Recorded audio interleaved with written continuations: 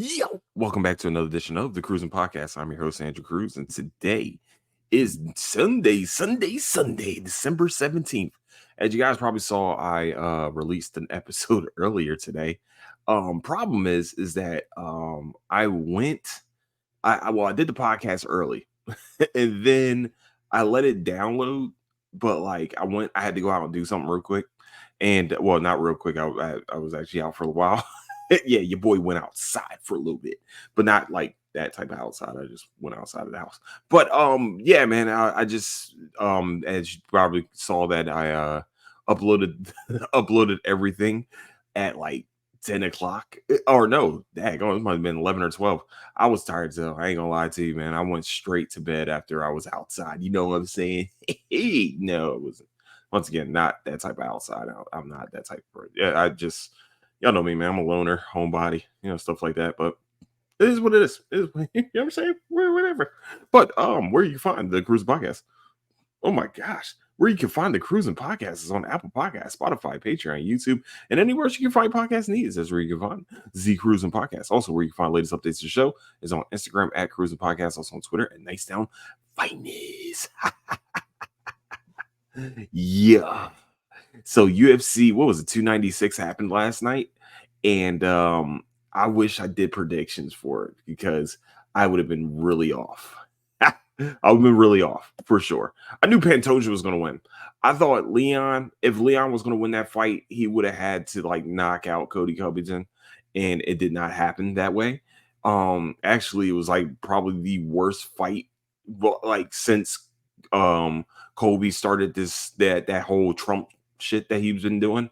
And being the heel or turning heel, like wrestler terms. But we're going to talk about him in a second. What we're going to talk about what was like probably the main part of UFC 296 was Sean Strickland jumping, actually politely telling. They said, what did they say? That's Gilbert. That was Gilbert Burns' kids. So they said it was Gilbert Burns' kids. So he politely told, he said, "I'm gonna need you to move this way for a little bit. Just go that way for me. Appreciate it." He waited a second, got the kid, made sure the kids cleared out, and then proceeded to throw elbows from hell onto Duplessis. And it was possibly one of the funnier things ever for a fight that didn't have any type of hype behind it. By the way, Strickland Duplessis had no hype behind it. Strickland versus maybe Adesanya would definitely been a big one. Maybe if Pereira came back down, but I don't think that's ever going to happen again. I think dude is probably way more healthier and ready to go at light heavyweight than anything else. He better hope he doesn't face any wrestlers. That I think that's probably the biggest hype. That was probably the least hype fight. Like they tried to hype up like Israel fighting the Duplessis too, like being a racist fight or anything like that, and it's just like that just nobody was hyped about that. Nobody was like, "Oh, okay, that's cool." South African guy fighting a New Zealand guy that via Africa. Like everybody was okay. Well, they tried to like fake. They tried to like at least generate fake like rivalry type stuff, or maybe it is a real rivalry. Who knows? But nobody's really hyped about the Duplessis. I think that's really the big thing now is that Sean Strickland is kind of a big fight. It's kind of a big deal putting him in these fights because it's like, all right, it's pretty cool. I mean, he talks. I don't agree with everything he says. Don't get it twisted. I really don't. But at the same time, I think that we as fight fans can see like the story there. Like this dude's a hardworking fighter. He had to get ready to, he had to really start from the bottom. He got knocked out by Alex Pereira, like in the most hellacious way possible. And now we're sitting here and wondering, like, is he going to be able to defend this title? Who's going to defend the title against? Because it's not going to be Izzy. Izzy said that he's taking off. So Duplessis is the next guy. And Duplessis does not bring that fanfare, doesn't bring that big hype noise or anything like that. So, oh no. Okay, dog's gonna be barking for a little bit because anytime, even just the wind blowing by the door, she likes to bark. But the police is, he doesn't really bring that hype. So them two fighting in the stands gives us that extra They gave us that juice that we needed for this fight, for real, for real. Really, like now, I'm really cannot wait to see them go toe to toe against each other. This is going to be awesome. I can't wait. I can't wait for the trash talk. I can't wait for the promo video of like Sean Strickland jumping over tables. I mean, jumping over chairs and politely telling the kid to move over for a second and then go fight it. Like it, I think for real, I think Dana White planned it correctly. He's a master promoter. There's a reason why he's laughing about it, saying, "Oh well, I mean, I meant to put them." He said, "Yeah, there's no problem with me putting them, a row in behind each other or in front of each other, whatever. You know what I mean? So yeah. They'll be in a row apart. I put them there, like you know what I mean? Yeah, that's what he wanted. He wanted something to happen. He knew the police doesn't know how to shut up. And he knows that Sean Strickland is one of those dudes that like it's pretty much on site with Sean Strickland. So that's where we're at. I think that this gives this fight a lot more hype. It was done purposely, and hey, Dana White's a master manipulator, and that's great. You did a great job with that. I applaud Dana White for this one. I do applaud him for this one. For real, for real. I think there's a reason why he's not getting pissed off. There's a reason why he's not pissed that this happened. So oh yeah, it's because the dryer. Yeah. Okay, that's what it is. So our dryer makes like a certain noise, and the dog hates it. She hates it in every fiber of her being. Like it's just like yeah. But yeah, man, it's just that yeah, it does give us that extra. You know what gave me that type of juice before? Probably old school fight that y'all probably don't know about, but most of you kids probably never seen. It was Floyd Mayweather fighting Toro Gotti. You know what I'm saying? They was about to fist fight at the presser. They was about to fist fight at weigh-ins, and that gave us that extra juice that of really a fight that was really not really supposed to happen. You know what I'm saying? So it wasn't really exciting fight. Like you knew probably the result, but this fight, I'm very excited to watch now. Now I'm pretty hyped about seeing what's going to happen in this one because I'm not going to buy it. Let's get twisted. I might go somewhere to go watch it. But yeah, man. But like I said, Dana White, there's a reason why he's $1 billion man. And there it is. So the biggest part also about this is Sean Strickland had a press conference. Well, I'm sorry. The UFC had a press conference. It looked like it was all the champions. Yeah, I think it looked like it was all the champions. And it- sorry. Sean Strickland was talking about Kobe Covington, talking about how fake he is and like he's the most hideous person. Like, first of all, John Jones wrote something on Twitter/X, whatever the fuck it's called now.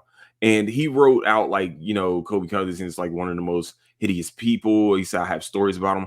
I think the wrong person to send the Twitter message or anything like that. Thank goodness well, I mean, people screen grab it anyway. But for like somebody talk, I mean, Kobe probably like maybe he's a backstabber or something like that. But some of the stuff that John Jones has been accused of, he should not throw stones at glass houses when you live in a paper mache house. You should probably not do that because then people want to start uncovering things that you did and like the stories that somehow some of the stories that should have came out about you that apparently hasn't came out yet. There's a lot of things, and once again, John Jones is one of my favorite fighters of all time. He probably should not talk about anyone else being a bad person for a while, maybe forever, but definitely for a while. He should probably, you know what? What would Herm Edwards say? Don't press send. Just don't press send. Don't do it. John, hey, you throw like I said, you live in a paper mache. I don't even think you have a roof over your house that you were throwing from with the rock. I just don't understand it. Like I wouldn't have said Jack. But what Sean was talking about in the press conference, pretty much like Kobe's a backstabber. You can't trust the dude. Like there's a reason why he keeps switching camps. There's a reason why he's in different camps every time. There's a reason why him and Masvidal had such a big falling out. There's just all these things, and it's just like and I completely agree with everything Sean Strickland has said. I don't know the guy, but when it tells me about your character, when like most of these dudes, if they're switching camps, if they're switching camps and losing, that makes sense. Like you're losing, all right, maybe we need to just change the scenery, need fresh eyes on it. But you've been winning and you've been switching camps. It's a little weird. It's a little weird. It doesn't. It's like that's a red flag. It should be a big red flag for any camp that signs him. But hey, he's a good fighter. I mean, I'm not saying he's a great fighter. He's a good fighter. He's lost 3 undisputed titles in a row. This latest one, he didn't even deserve to be a part of. So, yeah, like it doesn't make sense how you beat Jorge Masvidal almost, not even almost over 2 years ago. I didn't even know it was over 2 years ago. This dude fought Masvidal, and you're trying to tell me that he was supposed to get a welterweight title fight over Bilal Muhammad, over what's the dude from Kazakhstan? Sorry, I forget. I'm Shatri. Is it Shot something like that? I'm gonna mess his name up, and I'll refuse to f it up because he looks like he's a killer. But no, but like the Colby Covington thing, I think the experiment's over. I think Dana White hyped up a fighter that talked a lot of trash, kind of sold tickets. I wouldn't say he even like sold 1 million tickets and stuff like that. Like it wasn't a Connor effect. Connor effect is like Connor would tell you, it's red panty night. You get the red panties out. Seriously, like that's the difference between a Conor McGregor and a Kobe. Like there's levels to this for sure. Conor was winning.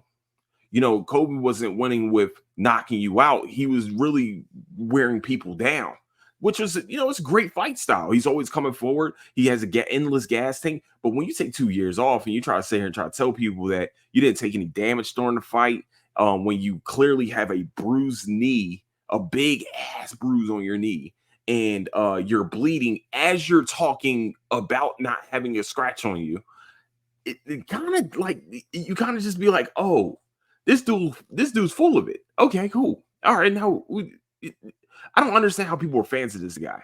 First of all, like he's really a fake Trump supporter. Like he faked it. The only reason, just in case people don't know his story, he was about to get cut from the UFC, mostly because he fought boring fights. And then he cut a promo in Brazil talking about how they're dirty animals or something like that. And then got a boomerang thrown at him by Fabricio Verdum. That this is the start of the heel turn. The problem is that he doesn't actually live that life. He doesn't actually live the I'm going to talk trash and back it up life. See, he does it inside the ring. He does a really good job inside the octagon. He was the interim title holder. I think he was the interim title holder. He was good trash. He was good cutting a promo. If this was wrestling, he'd be amazing at it. And this is the reason why that experiment didn't work, because he went on a wrestling point of view, on a wrestling antics. This was a facade. You know what I'm saying? This is, and if you're going to take this angle, you better be damn good at what you do. And to me, the last 2 people he beat were on the way out of UFC and MMA altogether. So he got knocked out by Usman, and then also beat up by Usman. You know what I'm saying? Like in the second fight, he really just got beat up. So when you sit around here and you try to tell me that this dude is one of the best fighters in the world, and he's one of the best, he's not even one of the best welterweights in the world. It's just that he knew how to cut a promo. He knew how to talk. And I don't know why Dana wanted him so badly to be champion, because he just wasn't that guy. He wasn't that good. There was other fighters that he probably should have backed that probably would have, would have been really good to back, and for me, Covington, like him being that fake lifestyle of this Trump supporter, this hardcore conservative, this talking about Sleepy Joe and things like that. And now he got the "We the People" tattoo on him, and then he goes to press conferences wearing a blue coat, looking like a revolutionary person because he's fighting a British guy. This is wrestling, and that's not going to work here. That doesn't work in UFC's. You're really getting punched in the face. You're really getting hit. They're getting kicked in the legs. You're really doing, like, I don't understand how you're going to sit here and try to tell me that this dude deserves another title shot. I don't understand how you can sit here and try to tell me that this dude, you got a gimmick. That's cool. Go to WWE with that. Okay, it's not going to win a championship. Like Conor won 2 championships because Conor knew how to talk and back it up. Kobe, to me, like he just got onto the scene, and that's how quickly his star kind of like faded. Is that the dude has lost 3 straight title fights, and most of the time when you lose 3 straight title fights, you start to get looked at as, nah, maybe this isn't for you. AKA Kenny Florian, K-Flow, one of the best fighters before he gets to a title fight. One of the greatest fighters before you get to title fights. He beat everybody else until he gets to the championships fight. Until it's time to put that strap on or try to turn up the championship rounds. And then Kenny Florian, just something happens to Kenny. I don't know what it is. He gets the yips or something. But, Kobe can win the fake title. But when it's time to win the real title, he can't win it. So the gimmick is, I think the jig is up on that one. I think it's over. I think that experiment should be over for Dana. If it's not, I don't, like I said, I gave him praise the first time around. I mean, beginning this thing, I'm like, if you're not done with this you tripping, because this dude, he ain't it. That's the horse you shouldn't have backed. That was the wrong horse. I just, I think he could have. I think he could have like been better off, maybe not trying to cut promos and maybe be that boring fighter wrestler and maybe dragging people down to look. Listen, man, Kane didn't talk trash. Kane didn't fight the most exciting fights. Kane didn't need to talk trash. Kane showed you in the ring, like, I'm going to walk you down and just beat the hell out of you. And then we got who else? Khabib. Khabib was probably the most boring fighter. Like, he'll ground and pound you, but it's gonna take a minute for him to get there because he's gonna wrestle the hell out of you. I mean, but Khabib has how many millions of subscribers on X or whatever, or Instagram? You know what I'm saying? How many how much money has he made outside of the UFC, inside of the UFC? He was undefeated. I think and he doesn't talk that much trash. The only time he talks trash is the most scariest, threatening things I ever heard of in my life. Like, I was very afraid when he told, like I said, when he said that I want to change his face to Conor McGregor. I was just like, yeah, I think he will. I think he really wants to change this man's face. But Conor actually gave him a good fight. It's crazy because it's that third round gonna win anyway. Yeah, man. I think he should have just not did the gimmick and like actually paid attention to fighting. And he might have a title. He might have actually won a title. To me, and I'm talking about Kobe. He probably could have won the title. Maybe not trying to focus on this whole gimmick. Let me tell you something. That takes energy too. That takes a lot of energy to do. And when you're over 30 years old and you don't have as much energy as you maybe had at like 25, 27, then you should probably like maybe start focusing on just fighting. Just making sure that you're crisp, that you still have the energy to go in the ring and do what you got to do. Maybe I shouldn't be giving this person advice, but at the same time, I'm like, look, man, you got your energy going to too many different places. If you just handle your business, you probably be welterweight champion right now. Just putting it out there. Like, instead of trying to do the whole Revolutionary War, I'm going to dress up like Thomas Jefferson. I'm going to get a tattoo of "We the People" on me. I'm going to do this, that, and the third. I'm going to talk about the blue collar people, bro. But it's fake. You don't actually care. See, people can start seeing the fake in you, and when we start seeing the fake in you, that's when we're like, oh, that's been there the whole time. And then you start going back into history about what this dude has been doing. And it's like, oh, this was a gimmick. Oh, this is wrestling to him. This wasn't real. See, what those people want to do after they get off of Twitter is go back to work.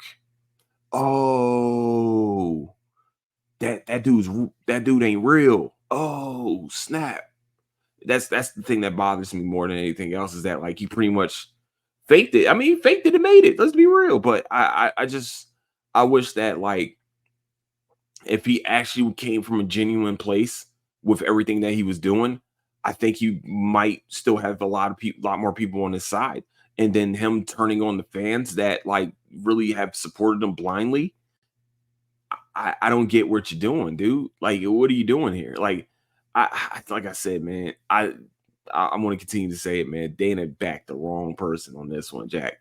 Like, there's like you could have backed Bilal. You could have backed Shabchek, whatever the fuck his name is. And he won in convincing fashion too against a 45-year-old Stephen Wonderboy Thompson. But my bad. I'm sorry. Wonder Boy's still a monster. Don't get it twisted. He'll kick you from like the most weirdest angles ever. But I just the welterweight division to me isn't as tough as it used to be. Like Usman probably going up to middleweight might be the thing he has to do. You still got Shemaev, who's probably going to be fighting in middleweight. I don't think you can make welterweight ever again. And I just this is probably the weakest that welterweight's been in a very, very long time. This used to be the tops. Like this and light heavyweight division used to be like the thing that those middle, like, because Anderson Silva had the middleweight division locked up for so many years. And then after Anderson Silva has the title, then you have Stylebender having for a couple of years too. Like it's just I just yeah, I'm glad that a real person won. I'm like, and the problem, and then with all the trash talk, like if you were to be on site with Kobe, he's going to call the cops on you. If it was to be on site, he's going to cry and probably try to sue you. Like that's whack as shit. Like don't talk trash about a man's father and mother and then expect them like to not try to beat the brakes off of you. Like, it doesn't make any sense. Don't sit there and think that I don't. Even if Jorge did sucker punch him, which is pretty much in his repertoire. Like, if we're going to be honest, and I love Game Bread until he became supporter of some people's, but Game Bread to me, like he does have that sucker punch ability. We've seen it once again with Leon Edwards. So I wouldn't be surprised that he did sucker punch Kobe Covington, but what was Kobe saying beforehand? You know what I'm saying? Like, what was there trash talk beforehand? But like they've been talking trash back and forth. And Gamer is the type of guy where if you're disloyal, death over dishonor. You know what I mean? That's what it is with these dudes, with him, especially him. So even if it was a sucker punch, you are a UFC fighter. You did choose to like start engage into verbal warfare with someone that uses their hands. That just doesn't make any sense. You knew what you were asking for when you said certain things. So like the dirty, he said something about dirty Brazilians or something like that. Yeah, Fabricio Verdum is going to throw a boomerang at your head, and you're lucky he's not throwing hands on you, seeing that he's like over 100 pounds bigger than you. Like it just doesn't make any sense to me. Like if you're going to choose the profession of violence, then you speak violent things to people. They're going to react violently. And this dude right here, to me, it's just like it's never going to be on site with him.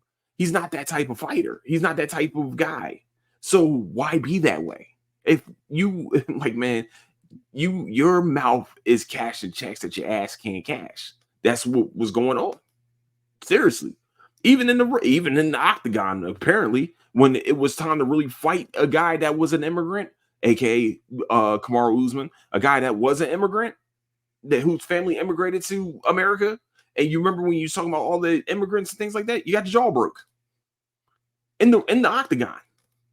So when you actually fight a guy that has real intentions, as in this really happened to my family, and you are fake about where your point of view's coming from, you're gonna get knocked the hell out because you don't really stand on what you're talking about. Remember, stand up for something or fall for everything. And that's exactly what happened to Kobe Covington. So that's what I'm saying. That's really my advice to people. You know what I'm saying? You got to stand up for something or you're gonna fall for everything. Don't be fake where you're coming from. Don't fake the funk. That's how I don't fake the funk. If it ain't, it's just not in the cards, bro. Like I don't like that. I ain't gonna fake where I'm coming from, man. It's just not where I am. I'm not a fake person. That's not the way I was raised, and not the ways I will ever be. I can't be that way. If I don't like something, I don't like something. I'm just gonna continue. I'm gonna push forward. It doesn't make any sense. Like nah.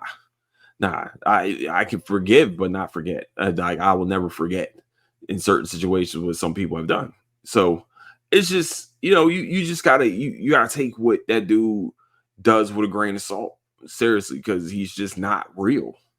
And it shows you when you have something that you actually believe in and you're actually fighting for, it tends to work out.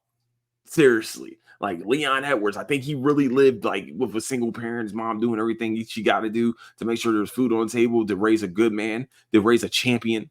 And all of a sudden you're talking about his mother, dude. That ain't even who you is. Like that. What?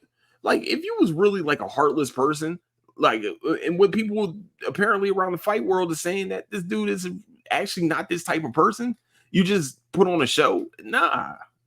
I know it's supposed to be sports entertainment. I understand that, but that guy actually lived that life. He's going to entertain with your face. He's going to entertain with his fist hitting your face. That's going to be the entertainment, and everybody wants to see it.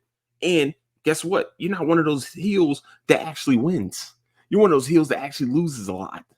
That when it gets to top talent, you're losing. So, and the only time you fought type talent is when they were on the way out. Just putting it out there, man. I think that experiment for Kobe Covington should be done. He should definitely maybe go to trying to maybe humble himself and, I don't know, fight correctly or fight, what you believe in. So, um, that's the episode for today. I was going to talk about Christmas Vacation, but this kind of like this burnt me a little bit. I don't like it. I don't like fake people.